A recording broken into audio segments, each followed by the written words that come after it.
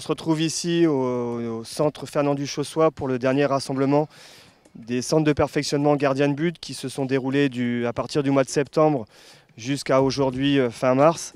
Ces rassemblements ont pour objectif de suivre l'élite de la Ligue au poste sur plusieurs séances, puisque nous avons fait 12 séances dans la saison avec un stage régional. Donc nous avions 40 gardiens issus des 8 districts qui composent la Ligue, puisque la Flandre on considère qu'il y a 2 districts. Donc chaque district devait fournir 5 gardiens, 3 garçons et 2 filles avec des profils différents. Répartis, donc ces gardiens étaient répartis sur 2 sites.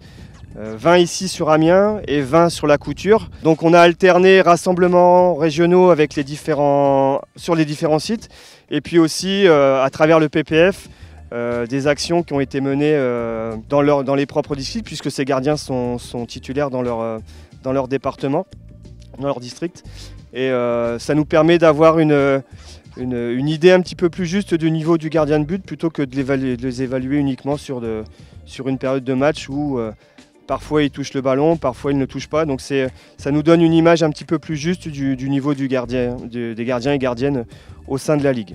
Donc tous ces rassemblements sont encadrés par moi-même qui suis référent régional, mais je ne pourrais pas rassembler tous ces gardiens sans l'aide de mes référents qui sont dans les différents districts, mais aussi d'intervenants extérieurs qui composent, on va dire, un staff d'une quinzaine de personnes qui sont disponibles au minimum une fois par mois pour donner toute une somme de conseils et apporter toute leur expérience aux jeunes gardiens sur les différents sites. Donc ces stages seront remis en place bien sûr la saison prochaine.